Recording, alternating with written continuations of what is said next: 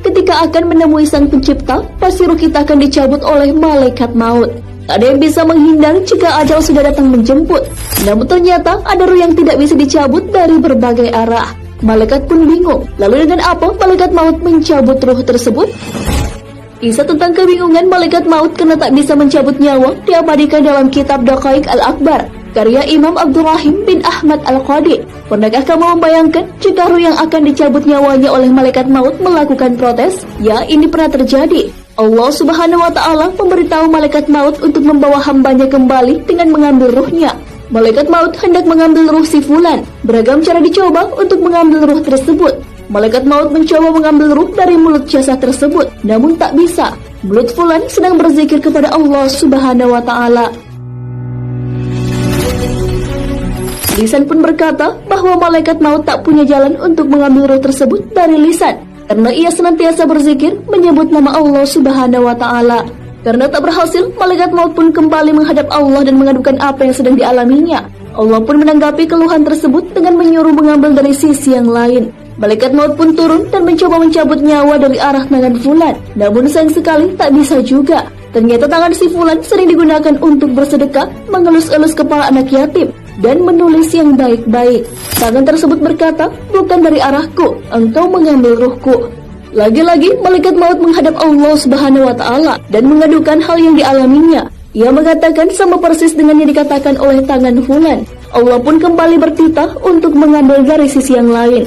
Kali ini sisi yang dipakai adalah kaki. Namun kaki si fulan berkata, aku meringankan langkah untuk sholat berjamaah, melaksanakan sholat 2 hari raya, dan aku tak kenal lelah melangkah menuju majelis taklim. Aku bukan arah untuk menarik ruh itu. Malaikat maut pun kembali menghadap Allah dan lagi-lagi ia diperintahkan untuk mengambil ruh tersebut dari sisi yang lain. Kali ini dari sisi manakah malaikat maut akan mencabut ruh tersebut? Kini malaikat maut hendak mengambil ruh fulan dari arah telinga. Namun telinga si fulan bercakap bahwa ia sering mendengarkan bacaan Al-Quran, mendengarkan azan dan mendengarkan zikir. Telinga fulan bukanlah sisi yang tepat untuk mengambil ruh tersebut. Ia pun kembali menghadap Tuhannya dan mendapat perintah yang sama. Malaikat maut mencoba menjemput ruh itu dari kedua mata fulan. Apakah yang dikatakan oleh kedua mata itu?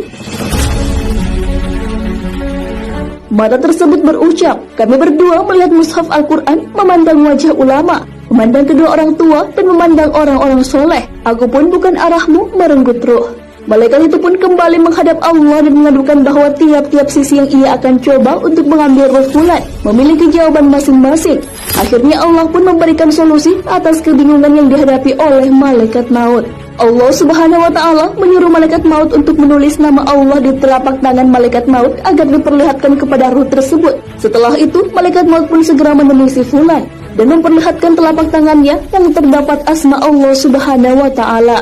Setelah ruh tersebut melihat asma Allah Subhanahu wa Ta'ala, ia pun bergegas keluar dari jasad si fulan. Tak ada rasa sakit sedikit pun yang dirasakan ketika ruh terpisah dari jasad.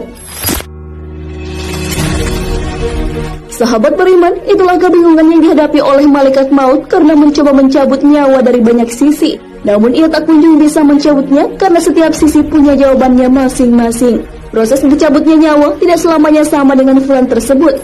Namun ada kalanya malaikat mencabut nyawa dengan menyakitkan. Hal ini sesuai firman Allah Subhanahu wa Ta'ala.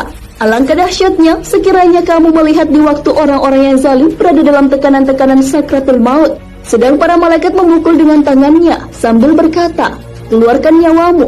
Di hari ini kamu dibalas dengan siksaan yang sangat menghinakan, karena kamu selalu mengatakan terhadap Allah perkataan yang tidak benar, dan karena kamu selalu menyombongkan diri terhadap ayat-ayatnya. Quran Surah Al-An'am ayat 93. Wallahu a'lam bishawab.